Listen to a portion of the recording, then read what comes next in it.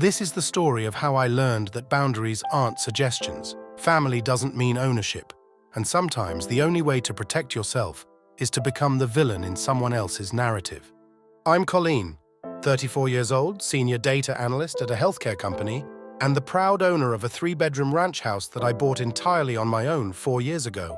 That last part matters, because according to my mother and my younger sister Brianna, single women don't really need houses. Houses are for families. Houses are for people with husbands and kids and golden retrievers. Houses are temporary holding spaces for spinsters who haven't figured out their real purpose yet. I want you to understand something about my family dynamic before I get into what happened last Thanksgiving. My mother, Denise, has always operated under a very specific philosophy. Resources flow toward need, and need is determined by whoever complains the loudest. Growing up, this meant Brianna got the bigger bedroom because she needed space for her art.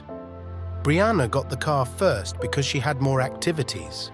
Brianna got her college paid for while I took out loans because she wasn't as academically gifted and would struggle to get scholarships.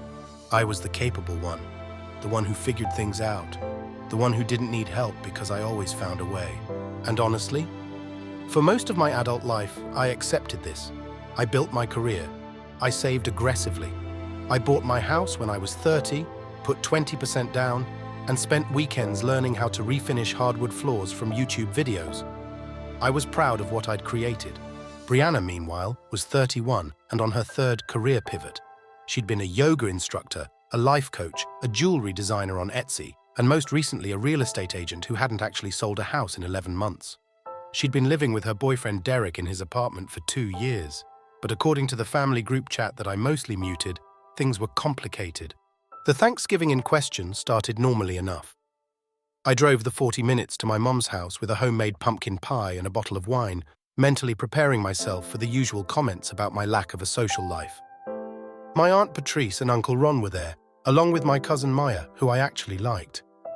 Brianna arrived late, which was typical, looking like she'd been crying, which was also typical. Dinner was fine. Turkey was dry, but nobody said anything. We went around the table doing the gratitude thing that Mom insisted on every year, and I said I was grateful for my health and my home, which earned me a weird look from Brianna that I didn't understand at the time. Then came dessert. Mom clinked her wine glass like she was about to give a toast, and I felt that familiar tension in my shoulders. Nothing good ever followed the wine glass clink. "I have an announcement," Mom said, beaming. "Well, Brianna has an announcement, but I helped facilitate it." Brianna stood up, and I noticed she'd changed her expression from weepy to triumphant. It was unsettling. "So, as most of you know, Derek and I are taking a break," she said, "and I've been really struggling to figure out my next steps. The market is so hard right now, and I need some time to regroup and focus on my mental health and my career." I nodded sympathetically because this all sounded reasonable. People need breaks, markets are hard, mental health matters. Mom and I talked, and we came up with a solution. Brianna continued. "I'm going to move into Colleen's house rent-free until I get back on my feet. Mom already agreed for her since Colleen's so busy with work, and honestly, this is the perfect arrangement. Colleen has extra rooms she's not using, and I need somewhere stable." The table went silent. I stared at Brianna, then at my mother, waiting for someone to laugh, waiting for the punchline. "I'm sorry, what?" I finally said. "Oh, don't make this into a thing, Colleen. You have that whole house to yourself. It's selfish to let those rooms sit empty when your sister needs help." "Mom doesn't own my house," I said slowly, like I was explaining gravity to a toddler. "Well, obviously not legally," Mom said, "but we're family. Family helps family." "You agreed for me to let someone move into my house without asking me?" "God, Colleen, you're always so dramatic. It's not like I'm asking for a kidney. It's just temporary. 6 months, maybe a year." "A year?" "At most. And I'll help around the house. I'll cook sometimes. It'll be like having a roommate." "I don't want a roommate. That's why I bought a house by myself." Uncle Ron coughed uncomfortably. Aunt Patrice was studying her pie with intense focus. Maya caught my eye and gave me a look that said, "Girl, run." "Colleen, don't be difficult," Mom said, her voice taking on that sharp edge I knew so well. "Brianna is going through something really hard right now. All you have to do is share a little. You've always been good at landing on your feet. Let your sister have some stability for once." "I'm good at landing on my feet because I work hard and make good decisions," I said, feeling my face get hot. Not because the universe just magically provides for me. Brianna's eyes filled with tears. Actual tears. I'd seen her deploy this weapon 1,000 times. "See, this is why I didn't want to ask you directly," she said to Mom. "I knew she'd make me feel like garbage about it. You didn't ask me at all. That's the whole problem." Mom stood up, and I knew I'd lost control of this conversation. When Denise stood up, she was about to deliver a verdict. "Colleen Marie, your sister is not in a good place. She needs family right now. You have the space and the resources to help.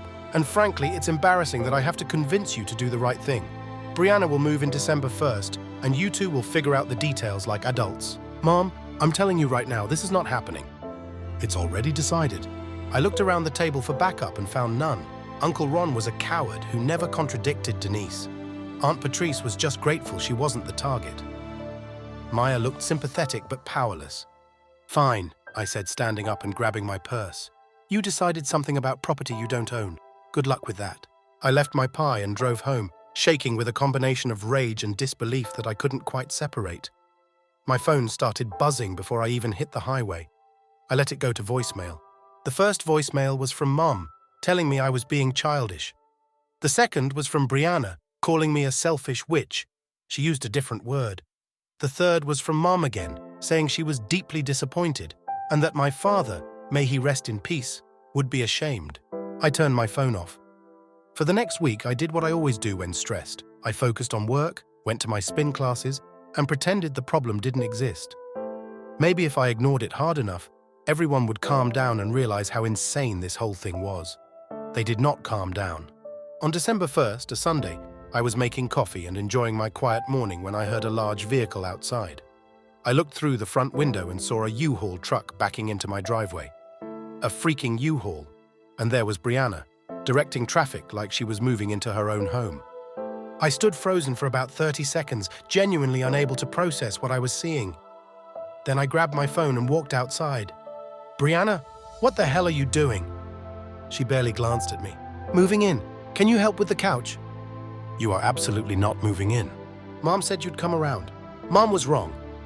The U-Haul driver, some guy in his 50s who clearly didn't want to be part of this, stood awkwardly by the truck. Brianna's friend Danielle was also there, holding a lamp and looking confused. "Colleen, seriously, don't make this weird," Brianna said.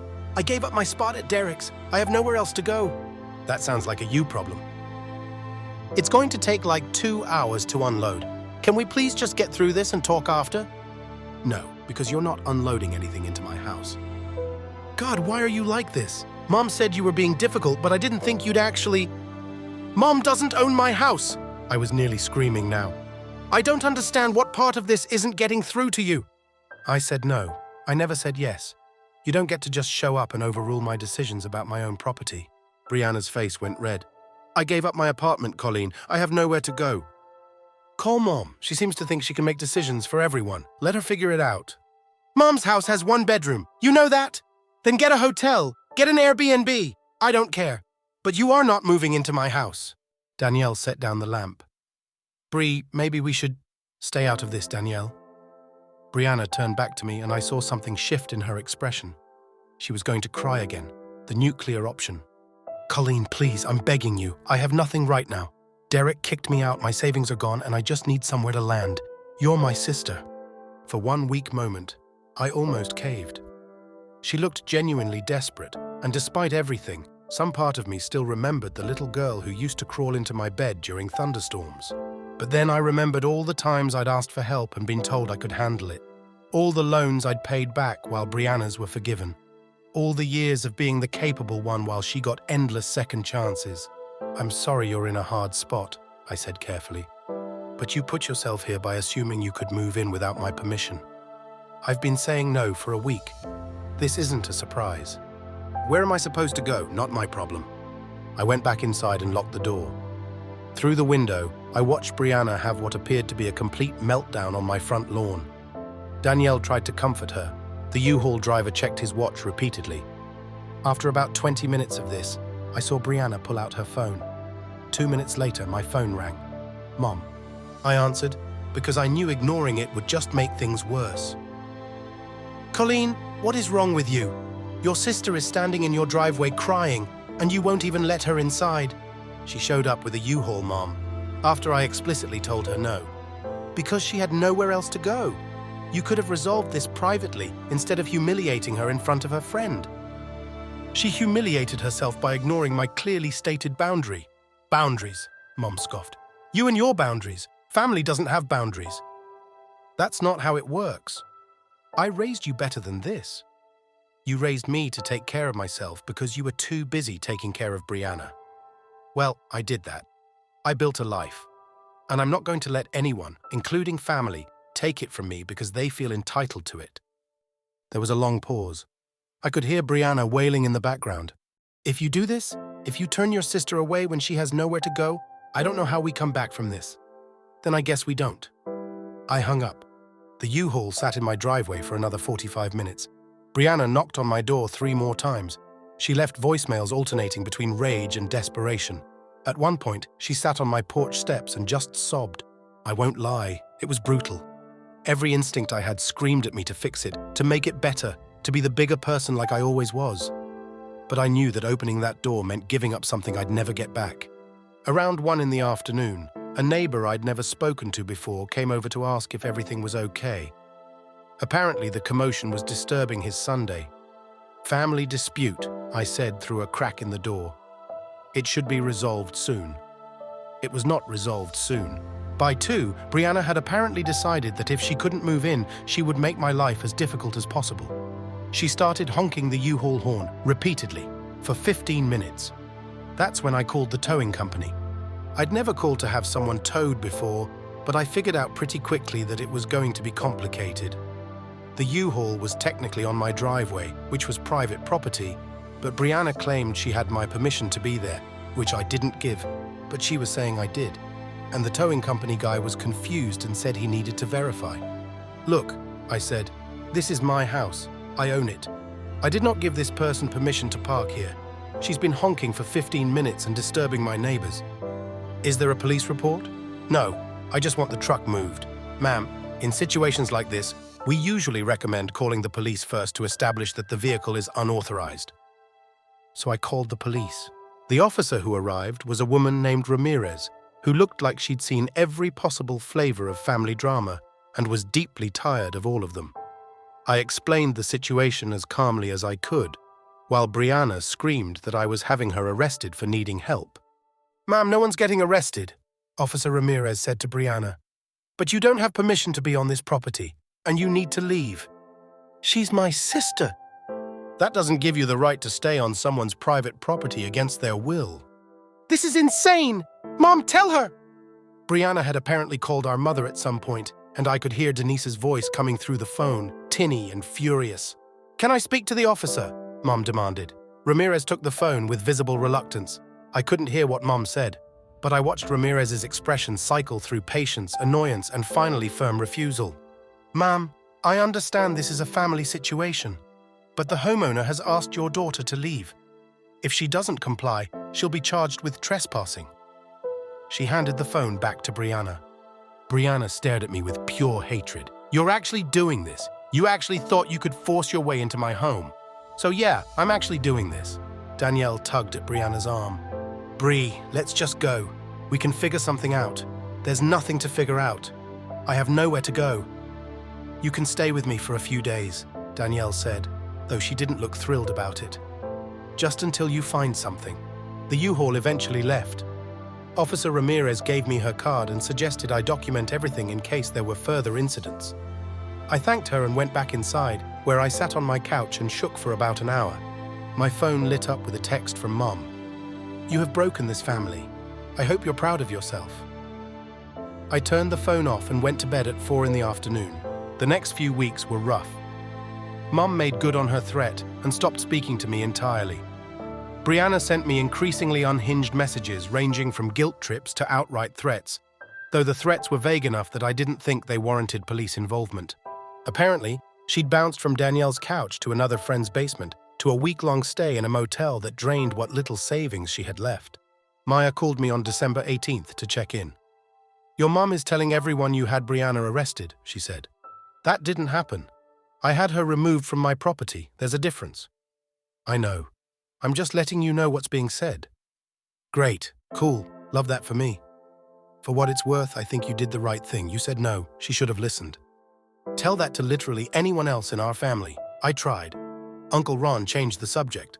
Aunt Patrice said she didn't want to get involved. Classic. Christmas came and went without an invitation to Mom's house, which was fine because I wouldn't have gone anyway. I spent the day with my friend Tara and her family, who were horrified by the whole situation and kept refilling my wine glass without being asked. In January, Brianna landed in the hospital. Not because of anything dramatic, I need to clarify. She'd apparently been couch surfing and eating poorly and sleeping worse, and she developed a bad case of bronchitis that turned into pneumonia. Mom called me from the hospital, the first time we'd spoken in almost 2 months. "Your sister is in the ICU," she said, her voice flat. "I thought you should know." "Is she going to be okay?" "They think so. No thanks to you." "Mom, her getting sick isn't my fault. If she'd had somewhere stable to live, somewhere warm and clean, maybe she wouldn't have ended up here. She had options. She chose not to take them. The only option she wanted was to be with family, on terms that weren't hers to set." Mom hung up. I sat with the news for a while, feeling guilty despite knowing logically that Brianna's pneumonia was not actually caused by my refusal to let her live with me. People get pneumonia all the time. She would have gotten sick regardless. Probably. Maybe. I didn't visit her in the hospital. This is the part of the story where I'm supposed to feel like a monster, and honestly, sometimes I did. But I also knew that showing up would be seen as an admission that I was wrong, that my boundaries were too harsh, that I should have just let her in, and I wasn't willing to concede that. Brianna recovered. She moved into Mom's one-bedroom house, sleeping on a pull-out couch, which I'm sure made everyone miserable. According to Maya, the arrangement lasted about 3 weeks before Brianna and Mom were at each other's throats constantly. In February, I got a letter from Brianna, an actual handwritten letter, which was so unexpected that I almost threw it away unopened. I opened it anyway. It wasn't an apology, not really. It was more of an explanation, or maybe a justification. She wrote about how scared she'd been after Derek kicked her out, how she'd convinced herself that I'd come around because I always came around, how Mom had reinforced that belief by telling her that blood was thicker than water, and I'd never actually turn her away. She wrote that she understood now why I'd said no, but she didn't agree with it. She wrote that she was angry and hurt, and didn't know if she could forgive me for what happened on my lawn. "Forgive me, for enforcing a boundary, for refusing to let her bulldoze into my life," I wrote back. I told her that I understood she was in a hard place, but that showing up with a U-Haul after I'd said no wasn't desperate, it was entitled. I told her that Mom encouraging her delusion wasn't love, it was enabling. I told her that I was sorry she'd been sick, but I wasn't sorry for protecting my home. She didn't respond. Spring came and things slowly started to normalize. Mom called me in April, around Easter, and we had a stilted conversation that carefully avoided anything meaningful. She asked about work. I asked about her garden. Neither of us mentioned Brianna or Thanksgiving or U-Hauls. By May, I'd accepted that this was probably just how things were going to be. I'd drawn a line, and people were either going to respect it or they weren't. Some relationships wouldn't survive that, and I was learning to be okay with it. The weird thing is, I don't hate Brianna. I don't even hate my mom, though my feelings about her are complicated in ways that would probably take years of therapy to untangle. I mostly just feel tired. Tired of being the capable one. Tired of having my competence used as a justification for expecting more from me. Tired of being told that family means sacrifice, but only in one direction. I ran into Brianna at Target about 6 weeks ago. We were both in the checkout line, her with a cart full of apartment basics, me with laundry detergent and wine. "Hey," she said. "Hey, I got a place, studio near downtown. That's good, I'm glad." Mom gave me some money to get started. She said this with a little edge, like she was waiting for me to comment. "Okay." She said you probably wouldn't approve. "It's not my money, not my business." Brianna nodded slowly. We stood there in awkward silence until her turn came at the register. "Maybe we could get coffee sometime," she said over her shoulder. "Or not. Whatever." "Maybe," I said, though we both knew I didn't mean it. Here's the thing about justice served. In the movies, it's clean. The antagonist learns their lesson, the hero is vindicated, and everyone goes home happy. In real life, it's messier.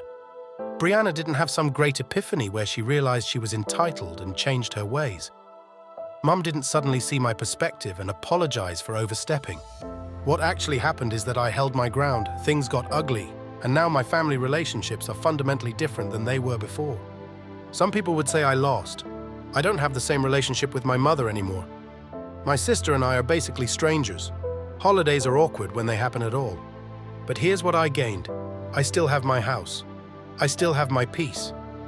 I still have the knowledge that my boundaries mean something, that I'm not obligated to set myself on fire to keep someone else warm.